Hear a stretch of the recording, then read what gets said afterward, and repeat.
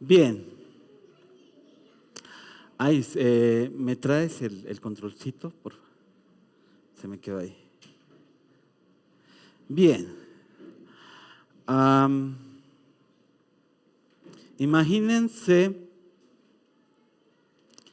que están en una obra de teatro y todo el público aplaude de pie a los protagonistas, elogian el vestuario, tal vez el libreto, el guión, y todo el mundo aplaude lo que se ve.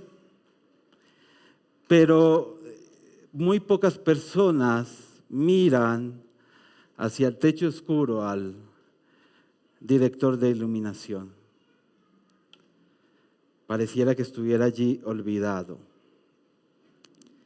Y la teología cristiana lleva haciendo esto muchos años con el Espíritu Santo. A lo largo de la historia de la iglesia, el Espíritu Santo es la persona más subestimada de la Trinidad. Y pensemos en cuántas canciones, pensemos en letras de canciones. ¿Cuántas canciones hablan del Padre? ¿Cuántas canciones hablan del Hijo? ¿Y cuántas hablan del Espíritu Santo más allá de, no sé, siente su presencia, deja que fluya?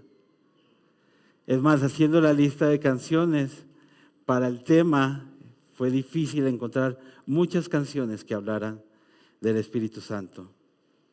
Ahora, ¿por qué importa esto? ¿Por qué importa hablar del Espíritu Santo? Porque sin el Espíritu Santo no conoceríamos la historia de Jesús de la misma manera que conocemos la historia de Julio César, Alejandro Magno, de la misma manera que vemos tal vez la Odisea. Conocemos estas historias, pero no participamos de su vida. Entonces, muchos cristianos aceptan y entienden y dicen, Cristo murió por mí. Y esto es cierto.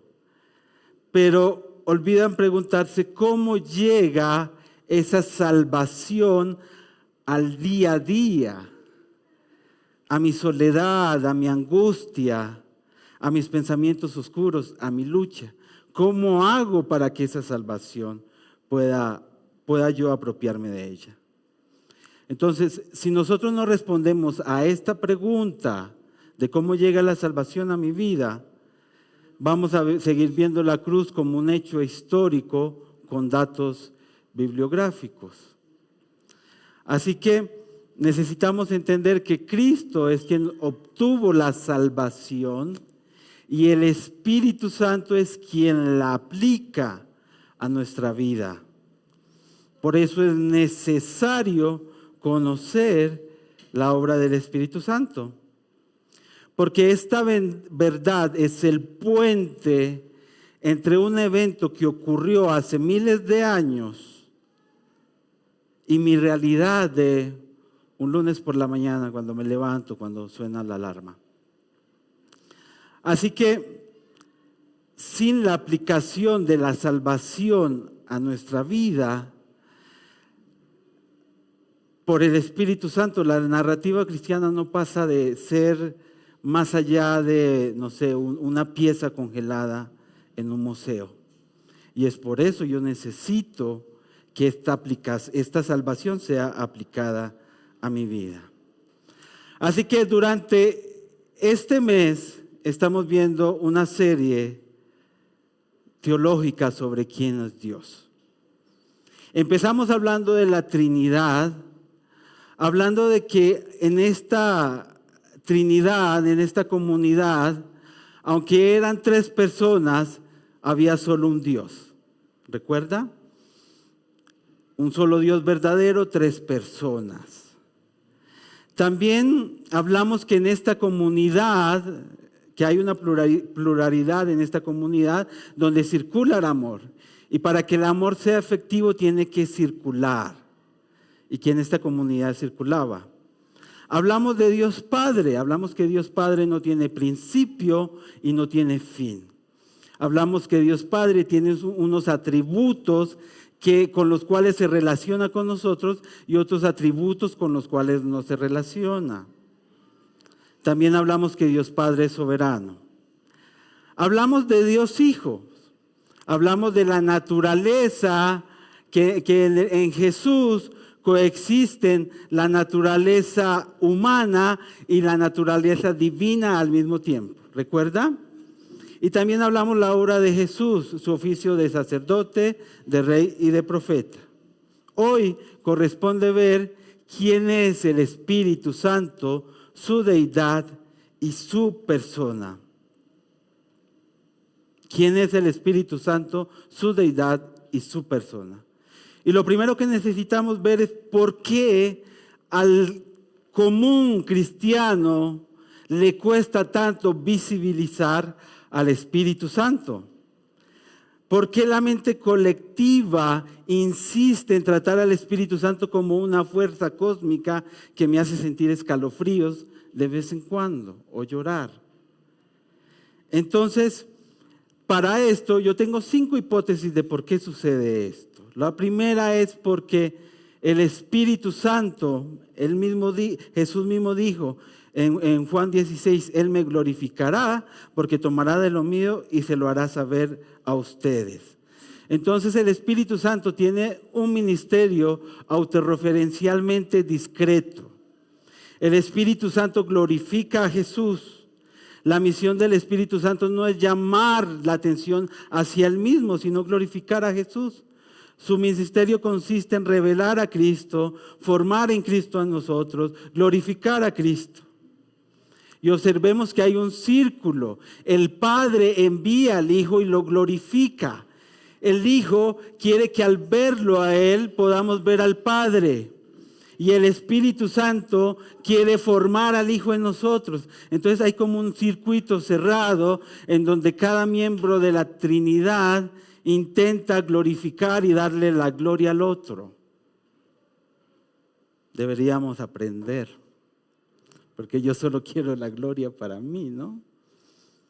Y eso trae muchos problemas cuando no me glorifican, cuando no me dan. Pero ellos, la Trinidad, cada quien quiere darle la gloria al otro. Nadie quiere llevarse la gloria.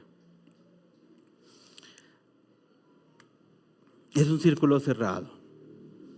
Ahora, ¿por qué más? ¿Por qué nos cuesta visibilizar al Espíritu Santo? Su propio nombre.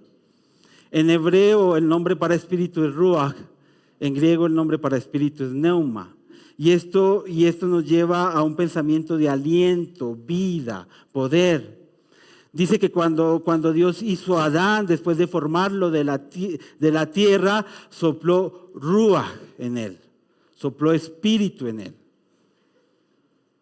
Dice Génesis 1 que el ruach se movía y aleteaba sobre la faz de la tierra.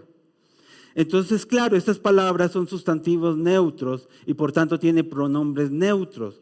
Y entonces es muy normal que la Biblia o los autores bíblicos se dirijan al Espíritu con un ello, con un él o como una cosa, como un ente.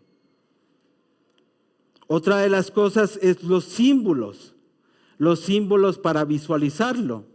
Nosotros cuando visualizamos a Dios podemos visualizarlo como Padre, como pastor. A Jesús lo podemos visualizar como amigo, como consejero. Esos son los símbolos que se usan para el Padre, para el Hijo. Son símbolos que tienen un rostro y es fácil visualizar. Pero los símbolos para el Espíritu Santo son fuego, viento, agua, aceite, susurro apacible. Entonces, es muy fácil y he escuchado a personas que cuando quieren orar se imaginan que están tomando un café con Jesús y está bien, eso es normal. Pero imagínense en la sala de su casa hablándole al fuego de la chimenea, ¿no? Parece loco. Tan loco como la señora que va y le habla a las plantitas, ¿no?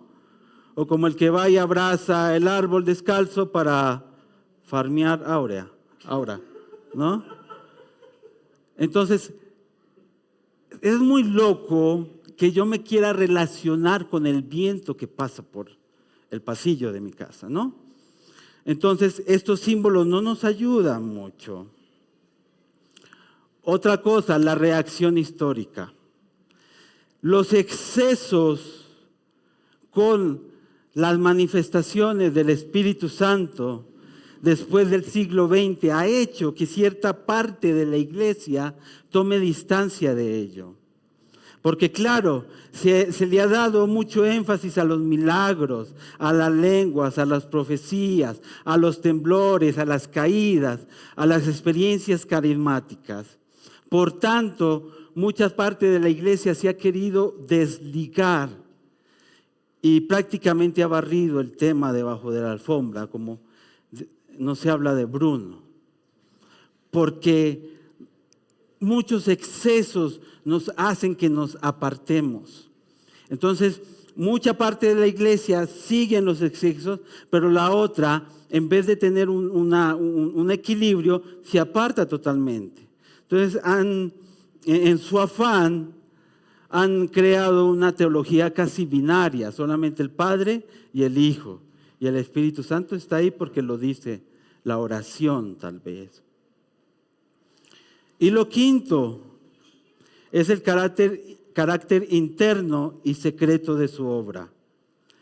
La labor principal del Espíritu Santo consiste en producir frutos en nosotros, en frutos de paciencia, de bondad, de dominio propio, cosas que no hacen ruido.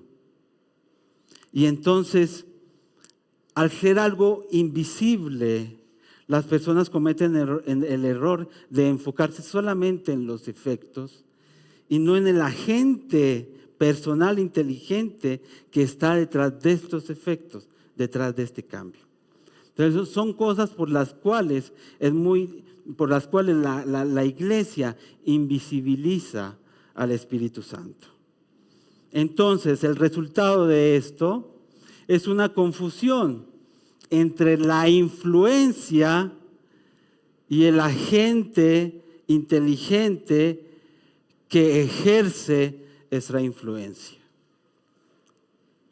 Entonces vemos al Espíritu Santo solamente como una obra que sucede en nosotros. Como si uno volteara a mirar y el edificio estuviera construido. No. A los que les construyen edificaciones al frente se han dado cuenta que tiene un proceso, ¿no? Muchas veces nosotros no vemos el edificio terminado, pero no nos damos cuenta de quién ejerce ese proceso. Entonces, para ello necesitamos entender que el Espíritu Santo es una persona. Y la Biblia nos enseña y nos da muchas evidencias del Espíritu Santo como persona. Lo primero es que posee los 3 elementos filosóficos que constituyen una persona. Posee intelecto, mente y voluntad. Dice, posee intelecto. En Corintios dice que el Espíritu Santo, o que Dios nos revela por medio del Espíritu Santo, porque Él lo escudriña todo. ¿Sí? Entonces, la gravedad no escudriña cuál es el peso de la tierra, simplemente ejerce gravedad sobre ella, ¿verdad? La electricidad no analiza si estos cables son dignos de pasar por, simplemente pasa. Entonces dice que el Espíritu Santo investiga, escudriña, analiza a las personas. Tiene intelecto, tiene voluntad. Tiene voluntad. Dice que el Espíritu Santo distribuye dones como Él quiere, como Él ve necesario, como Él lo considera.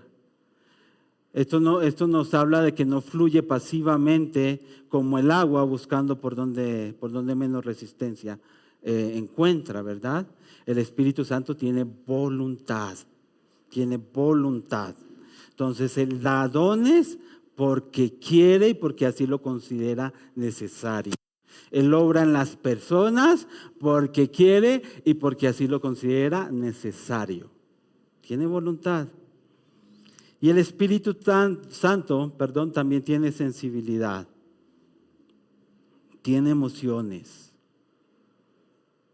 Dice, no entristezcan al Espíritu Santo.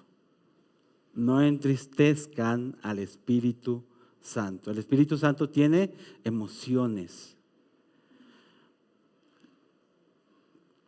Tú no puedes herir los sentimientos de tu lavarropas, ¿no? Por muy mal que lo trates, se va a arruinar. Pero no puedes herir sus sentimientos, no se va a enojar contigo. Bueno, el Espíritu Santo no es una cosa que no tiene sentimientos, tiene emociones.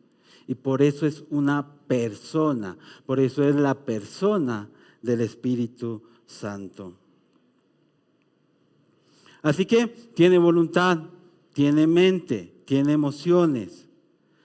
Y esto significa que también puede ser afectado por el trato con otras personas. Fíjese lo siguiente. El Espíritu Santo habla, enseña y recuerda la palabra. Ahí están los versículos, no los vamos a leer todos porque nos vamos a tomar toda la mañana. Habla, enseña y recuerda la palabra. Él habla, el Espíritu Santo habla, el Espíritu Santo enseña, el Espíritu Santo recuerda. El Espíritu Santo intercede. Dice Romanos que Él intercede por nosotros cuando no sabemos cómo interceder, cuando no sabemos cómo orar. Él nos ayuda en nuestra debilidad. También prohíbe rutas. Dice que ellos, en Hechos, dice que ellos iban a cierto lugar y el Espíritu Santo les impidió y les dijo, no vayan allá, vayan a otro lado. El Espíritu Santo puede ser objeto de mentiras. Nos dice Hechos, un pasaje muy conocido, que Ananías y Zafira mintieron al Espíritu Santo. Y por culpa de esa mentira ellos cayeron muertos.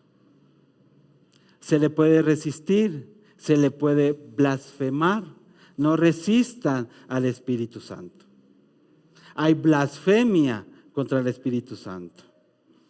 Entonces, si nosotros vemos al Espíritu Santo como una fuerza, entonces vamos a intentar utilizarla para nuestro beneficio. Eso es una fuerza que yo utilizo, me beneficio de ella. Es como intentar enchufarse a una batería para tener corriente, me beneficio.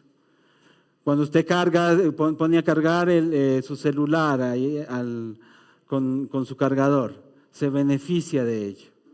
Entonces una vez estoy cargado, lo saco y listo, ya, obtuve mi beneficio. Pero si nosotros vemos al Espíritu Santo como una persona, entonces nos rendimos para ser dirigidos, para ser llevados, para ser asistidos. Se entiende la diferencia, ¿no?, entre persona y cosa. Por eso es importante saber que el Espíritu Santo es una persona.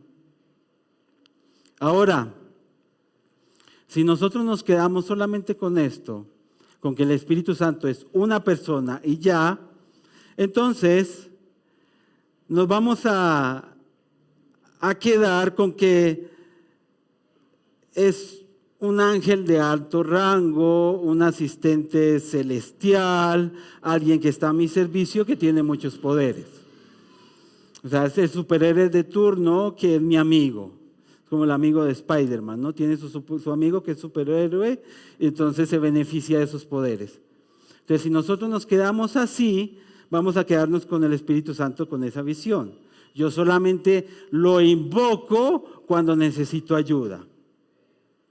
Yo solamente lo invoco cuando necesito entender algo. Yo solamente lo invoco cuando estoy en aprietos. Yo solamente lo invoco cuando lo necesito. Yo no sé si a usted le pasa eso. Pero necesitamos entender que el Espíritu Santo también es Dios. Hay una afirmación directa de esto. Está en este pasaje de Hechos. Ananías y Zafira vendieron un terreno y le dijeron a los apóstoles, hemos vendido este terreno en 50, pero mentira, lo habían vendido en 100. Entonces Pedro le dice a Ananías, primero a uno, después al otro, ¿por qué mientes al Espíritu Santo y a Dios? Entonces, en este versículo usa Espíritu Santo y Dios de manera continua, indicándonos que el Espíritu Santo es Dios. ¿Quieres saber qué pasó? Y el tema no fue que Ananías y Zafiras hayan dado menos, el tema fue que mintieron.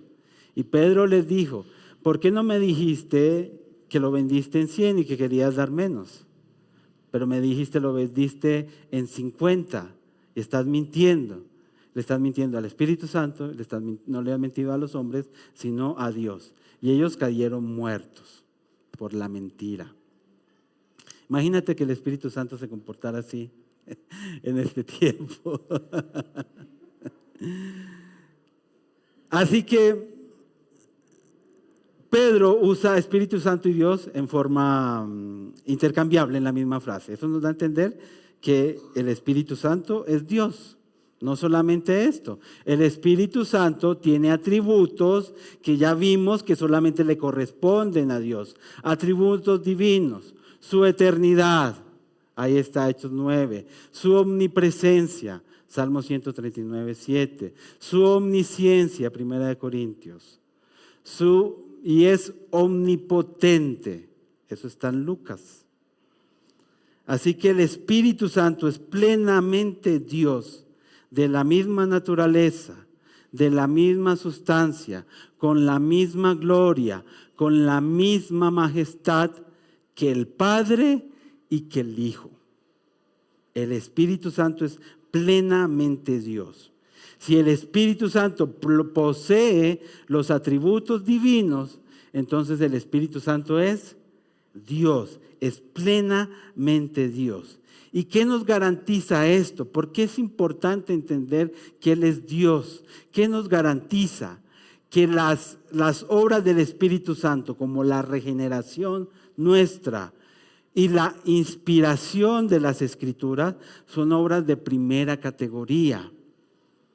La misma palabra dice que la Escritura es inspirada por el Espíritu. Eso significa que si la inspiró el Espíritu Santo y esta persona es Dios, es una obra de categoría. Eso significa que la obra que Él hace en mí es una obra de categoría, porque en mí está obrando Dios. En mi vida está obrando Dios. El Espíritu Santo es Dios. Misma naturaleza, misma sustancia, misma esencia que el Padre y que el Hijo. La Trinidad, fíjese esto. Esto trata de explicar la Trinidad. No sé si le va a quedar más claro o más confuso, pero ahí se lo pongo, para que luche conmigo también, no voy a luchar solo. El Padre no es el Hijo no es el Espíritu. El Espíritu no es el Padre, pero el Padre es Dios, el Hijo es Dios y el Espíritu Santo es Dios. ¿Sí? Pero no hay tres dioses, hay un solo Dios. Son tres personas, es una comunidad, es una pluralidad en la divinidad. Son tres personas, un Dios. Pero el Padre no es el Hijo no es el Espíritu y el Espíritu no es el Padre. Pero el Padre es Dios, el Hijo es Dios y el Espíritu es Dios. Eso es la Trinidad. Entonces, si el Padre tiene atributos, el Hijo tiene los atributos divinos y el Espíritu tiene los atributos divinos, el Espíritu es Dios, como el Padre y como el Hijo. Pero el Espíritu no es el Padre y el Espíritu no es el Hijo. ¿Está confundido? Qué bien. Ahora, ¿para qué saber esto? ¿Para qué saber que el Espíritu Santo es Dios, que el Espíritu Santo es una persona, que es necesario visibilizarlo, que es necesario visibilizar su obra? ¿Para qué? ¿Para qué debería importarme toda esta teoría?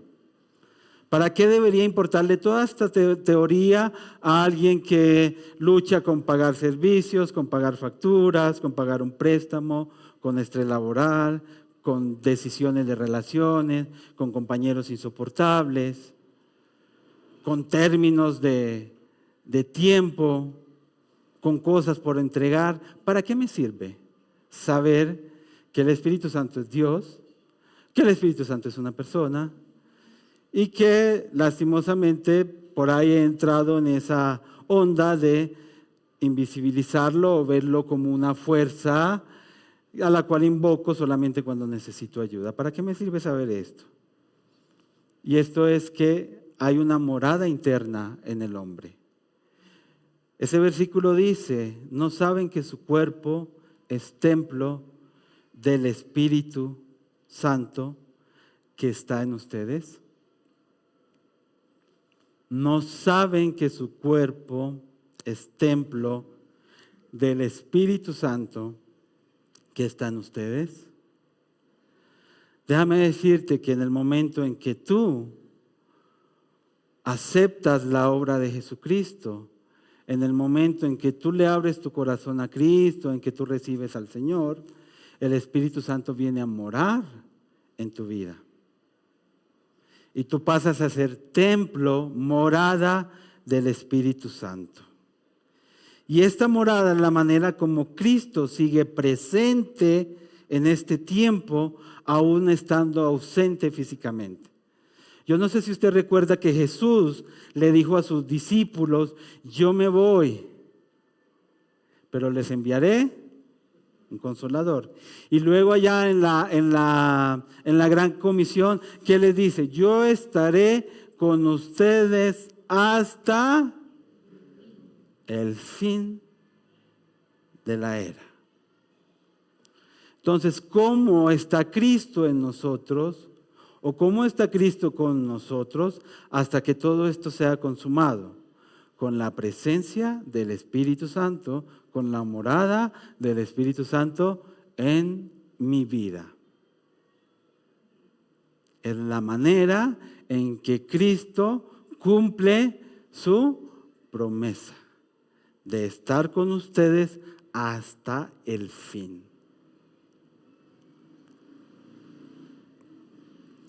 Así que la morada de Dios en mi vida no es una energía espiritual que sientes o dejas de sentir según como pienses que estás espiritualmente. No es eso. No es un plus reservado solo para cristianos de primera élite. Entonces, separamos a este lado los que tienen el Espíritu y a este lado los que no, ¿verdad? No. No es solo un tema relacionado con dones, con sentimientos carismáticos, emociones carismáticas. La morada del Espíritu Santo, del Espíritu Santo en mi vida, es la residencia constante, literal y permanente de Dios en mi vida. Yo no sé si usted alcanza a entender la importancia de esto que le estoy hablando. Porque en su vida, junto con usted, para ayudar, para asistir, para glorificar a Cristo, para formarlo a la imagen de Jesús, está el Espíritu Santo. Si usted lo rechaza, recuerde que Él es persona. Pero como es Dios, no es resentido. Usted rechaza a alguien y se resiente, nunca más le vuelve a hablar. Pero usted rechaza al Espíritu Santo. Obviamente, Él no va a hacerte, a obligarte, pero en el momento que tú vuelvas a solicitar, Él va a estar ahí. Qué lindo, ¿no? Tú lo puedes resistir, Tú puedes resistir su obra, tú puedes resistir y puedes negarte a escucharlo. Él no te va a obligar, pero tampoco se va a resentir. Así que esta realidad, esta verdad es realidad en mi vida. Si yo recibí al Señor, yo recibí como, dice como arras, significa como adelanto, como anticipo. Recibiste, es como si tú llegaras a trabajar nuevo a un trabajo y te anticipen tu aguinaldo, tu prima navideña. ¿Sí? Dice que Él es el anticipo, son las arras. Cuando nosotros conocemos y recibimos y aceptamos la obra de Jesús en nuestra vida. Así que históricamente la humanidad siempre buscó a Dios allá arriba, en los montes, allá arriba en el tabernáculo, allá arriba en las tiendas, allá arriba en los templos, en un lugar sagrado, inaccesible. Todavía ves gente que hace viajes espirituales, que quieren encontrarse consigo mismo y van y viajan a un monte y a un templo y cultivan su agua y todas esas cosas, ¿no? Porque necesitan ir a un lugar a encontrarlo.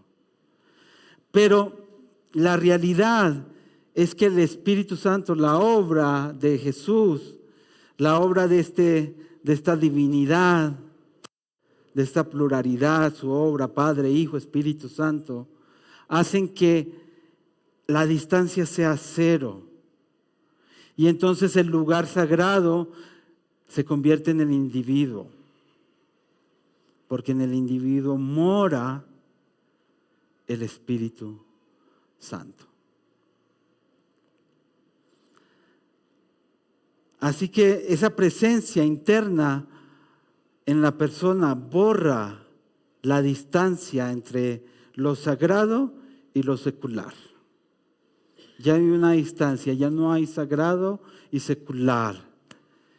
Y esa presencia hace que cuando tú llegas a la oficina el lunes, el martes por la mañana y revisas tu presupuesto en Excel, cuando mandas un correo, cuando tienes una conversación difícil con un compañero, sea una presencia tal cual estás adorando, exaltando en el templo. Y entonces es la equivocación de muchos creer que lo espiritual sucede solamente aquí, que a las 12:30 lo dejamos a un lado y vamos y almorzamos y la pasamos bien, pero lo espiritual se quedó en la iglesia hasta el siguiente domingo. Esto nos está diciendo que la morada del Espíritu Santo en nuestra vida nos acompaña. Y ese templo, esa situación, ese hacer sagrado, ese quehacer sagrado, es todos los días. Todos los días ocurre Dios en mi vida. Cada instante. Así que cuando te enojas y gritas, yo me imagino al Espíritu Santo tapándose los oídos, no sé cómo me lo imagino. Algunos se imaginarán un viento pero Él te acompaña. Y no solo te acompaña, Él mora en ti. ¿Estamos de acuerdo? Les pido a los músicos que puedan pasar.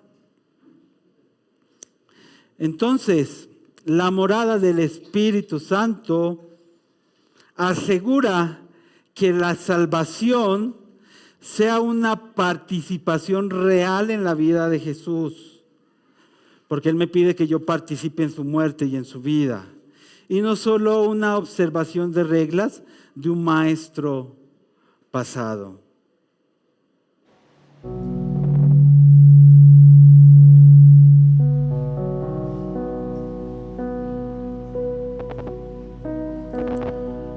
Así que si nosotros entendemos, porque la pregunta es, ¿para qué me sirve esto? ¿Para qué me sirve saber que el Espíritu Santo es Dios?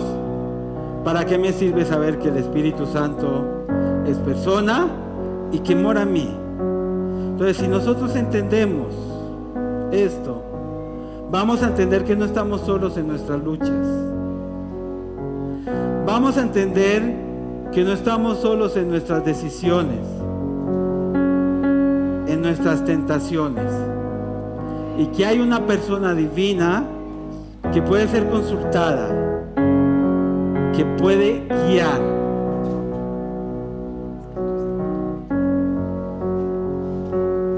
Vivir sin el Espíritu Santo es como tener un mapa y saber el destino. Digamos que la Biblia es nuestro mapa y sabemos el destino. Pero por muy bueno que sea el mapa no te conoce. No sabes si de pronto te duele una rodilla y entonces no puedes subir por esa colina. No sabe tal vez si no trajiste con qué abrigarte y no puedes pasar por ese lado que está haciendo mucho frío. El mapa te guía y te muestra un lugar al destino al que llegar. Pero el Espíritu Santo no es solo un mapa, es un guía. Y entonces el guía te acompaña. Y entonces el guía sabe cuál es tu paso. Y entonces el guía recalcula y dice, íbamos a llegar allá, tendríamos que llegar en 2 horas, pero como está lesionado, vamos a llegar en 4. Así que descansemos aquí un poco. O para y toma agua. Entonces, vivir la vida cristiana sin la conciencia del Espíritu Santo es como vivir llevando solamente un mapa y sin guía. Pero cuando vives con la conciencia del Espíritu Santo, sabes que tienes el mapa, pero que también tienes el guía. Y que este guía no solo te dice a dónde llegar, sino que te acompaña. Va contigo. Camina cada sendero.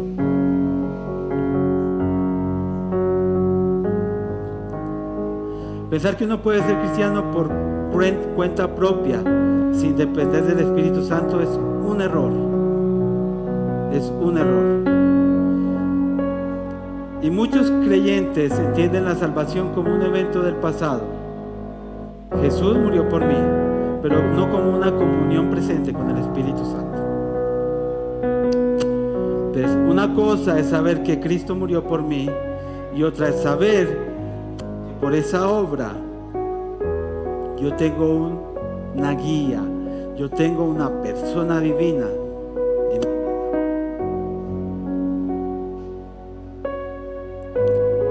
¿Cuánta de nuestra ansiedad, fatiga o lucha que produce en la búsqueda de ser buenos y vivir éticamente y hacer las cosas bien proviene de intentar navegar ese mapa complejo a pura fuerza de voluntad,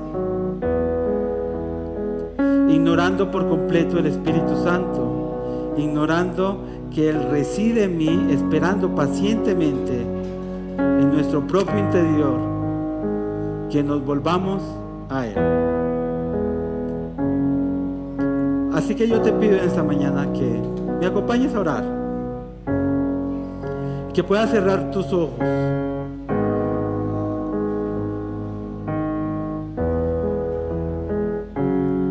y que te puedas concentrar y tratar de entender que el Espíritu Santo mora en nosotros.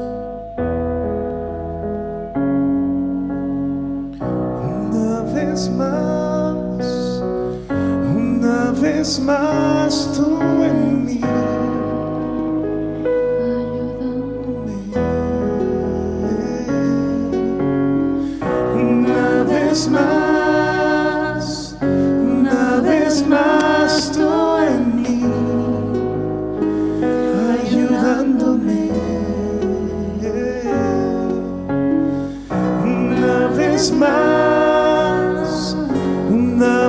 más tú en mí,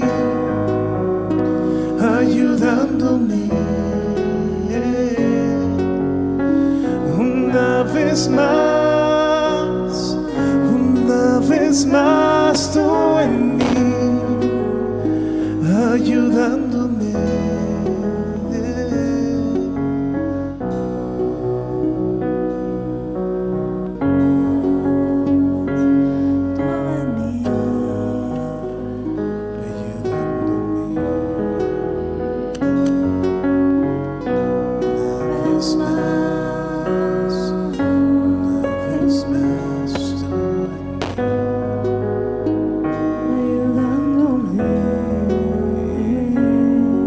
Pido, Señor, en el nombre de Jesús, que tú nos ayudes a entender y nos ayudes a ver tu obra en nosotros.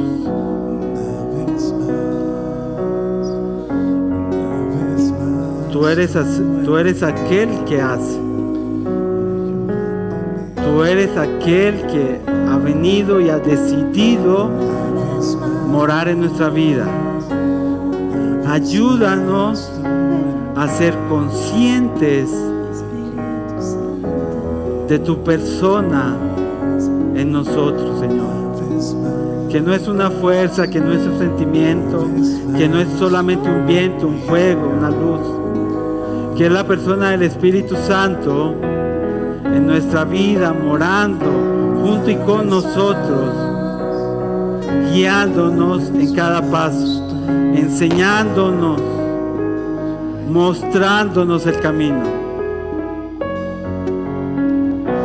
guiando hacia donde debemos ir, guiando nuestros pasos, iluminando nuestro caminar, enseñándonos la palabra, ayudándonos a entender,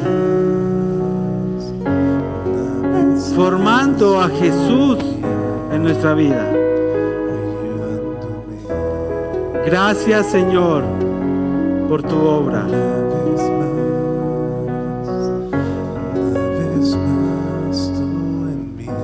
Señor, reconozco, Espíritu Santo de Dios, reconozco tu presencia en mi vida.